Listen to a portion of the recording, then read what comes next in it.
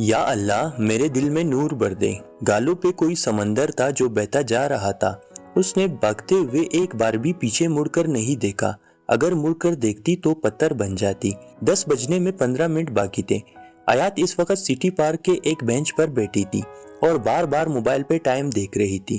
وہ اس وقت نیلے فراک میں ملبوس تھی، کاندھوں پہ سفید دوپٹہ، بالوں کو پونی میں قید کر کے وہ پیچھے کندھے پہ دھکیل چکی تھی۔ اس کے چہرے سے ہی اضطراب واضح نظر آ رہا تھا۔ اس نے رویل کو اسی پارک میں ملنے کے لیے بلایا تھا، لیکن وہ ابھی تک نہیں آیا، اور اس لیے نہیں آیا کیونکہ مقررہ وقت سے وہ 20 منٹ پہلے ہی آئی تھی، اور پہلے اس لیے آئی تھی کیونکہ اس کے دل و دماغ پہ ایک بوجھ تھا، مگر وہ ڈر بھی بہت رہی تھی۔ اسے نہیں معلوم تھا آگے کیا ہونے والا ہے۔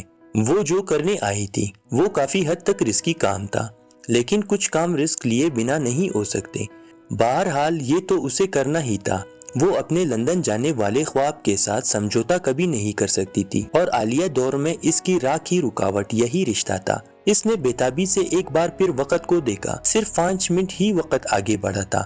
پتہ نہیں کبھی کبھی گھڑی کی سوئیاں اتنی سست ہو جاتی ہے یا انسان بہت تیز ہو جاتا ہے۔ بہرحال وقت انسان کا محتاج نہیں ہے، انسان کو وقت کے ساتھ ساتھ چلنا پڑتا ہے۔ پارک میں بیٹھے لوگ، کھیلتے بچے، وہ درخت جس کے سائے تلے وہ بیٹھی تھی، پہلی بار ان سب سے وہ الجھن محسوس کرنے لگی۔ جب کچھ اچھا نہیں ہوتا تو کچھ اچھا نہیں لگتا، اور اس وقت جب موبائل نے وقت مکمل ہونے کی اطلاع دی، تبھی اسے پارک کے دروازے سے ہی ایک شخص اپنی طرف آتا دکھائی دیا۔ جانے وہ کڑی کیوں ہو گئی؟ اس کے چلنے کا انداز کافی حد تک متاثر کن تھا۔ آنکھوں پہ سن گلاسز چڑھائے ہوئے تھے۔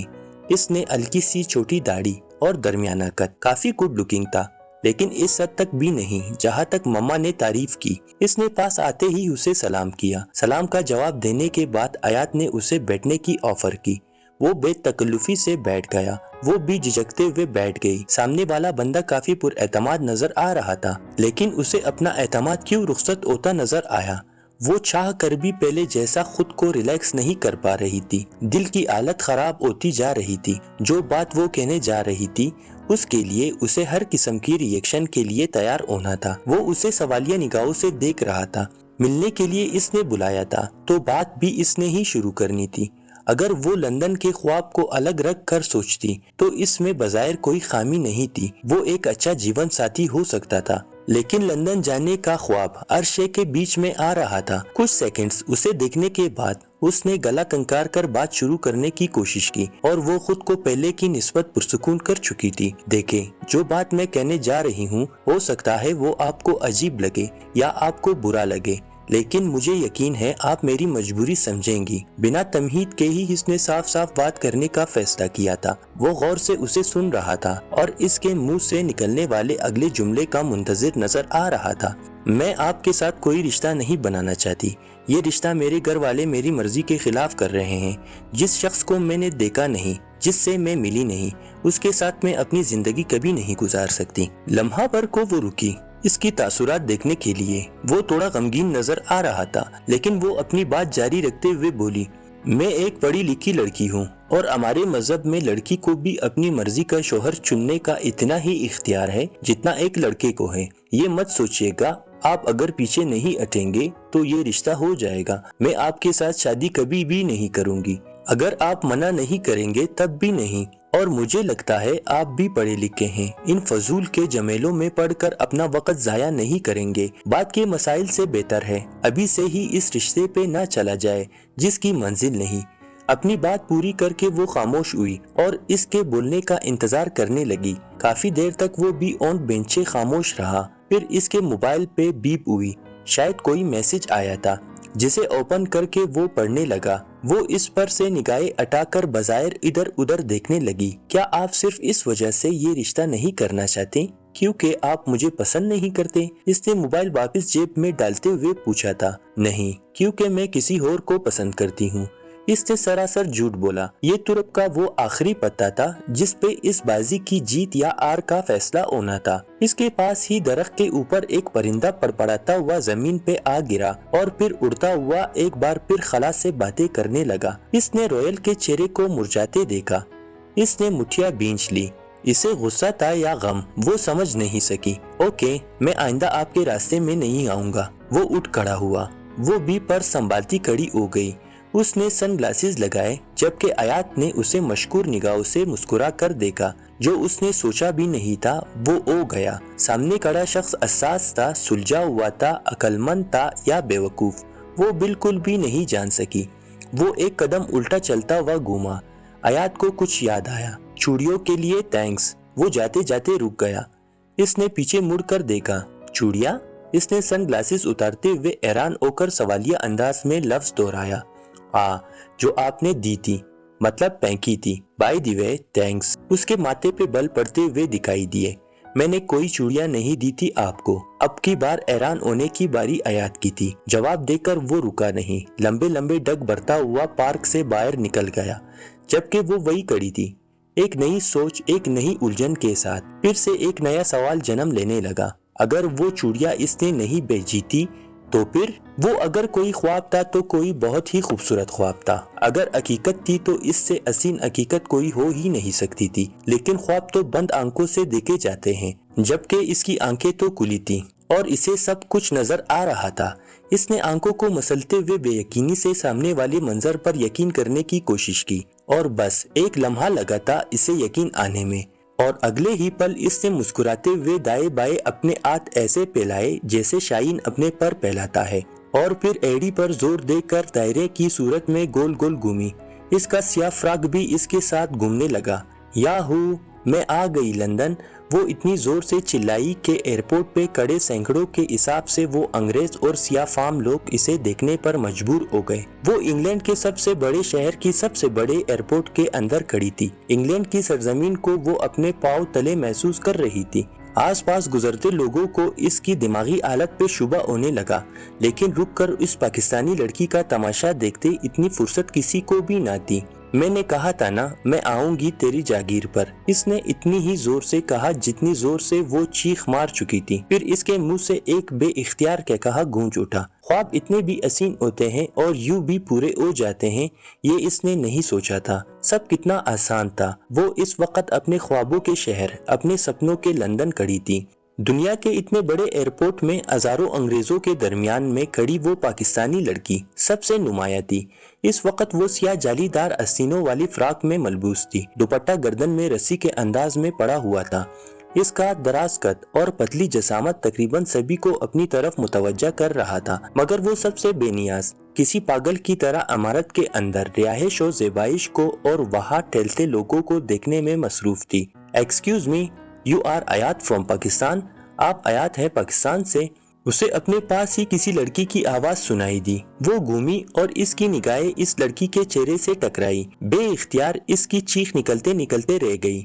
وہ کوئی سیاہ فام تھی، بڑے بڑے موٹے موٹے ہونٹ، چھوٹے سے بال، آواز کے علاوہ کسی بھی انداز سے وہ لڑکی نہیں لگتی تھی۔ اس کے ہاتھ میں آیات نام کی تختی تھی۔ اوف، تو یہ نمونے انگلینڈ میں بھی ہوتے ہیں۔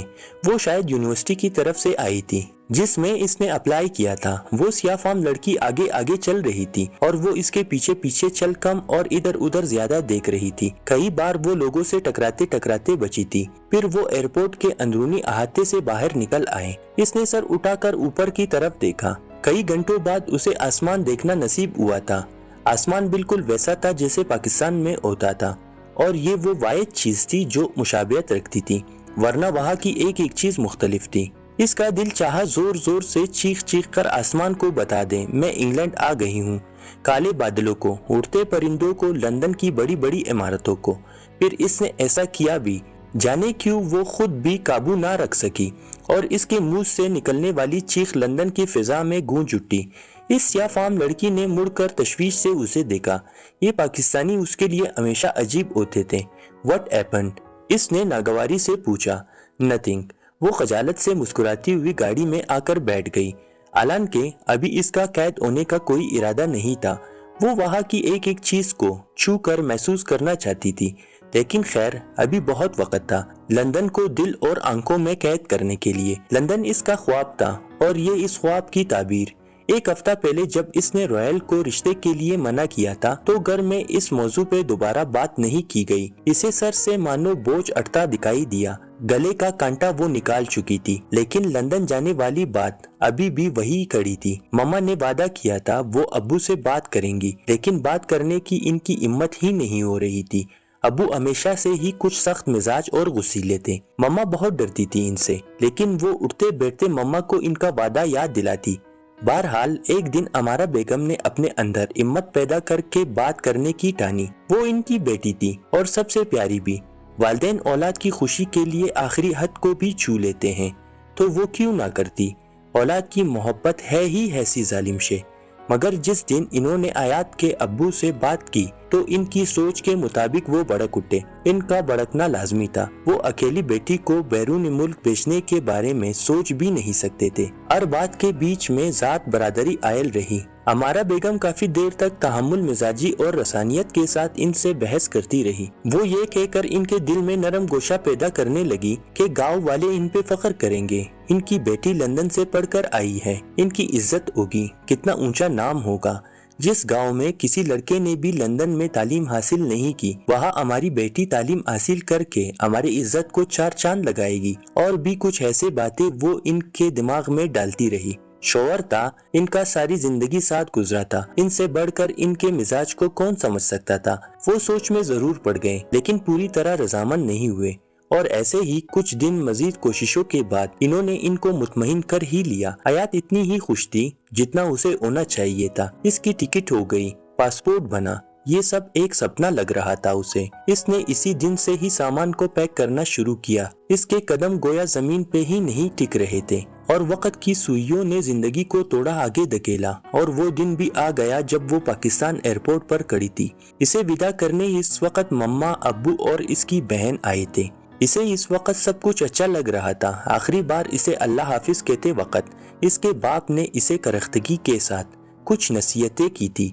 तुम्हें मालूम है, आज तक हमारे खानदान में कोई बैरून मुल्क नहीं गया। हम तुम्हें रियायत दे रहे हैं। इसका मतलब ये नहीं तुम हमारी इज्जत और हमारे भरोसे का खून करो। बहुत यकीन के साथ तुम्हें भेज रहे हैं। हमारा यकीन कभी मत तोड़ना। इस वक्त वो इतनी खुश थी कि उसे अपने बाप की नसीहत भी बुरी नहीं लगी, जो उसे हमेशा से ही बुरे लगते थे। फिर यूं हुआ, ख्वाबों ख्यालों में रहने वाली वो दीवानी सी लड़की लंदन पहुंच गई।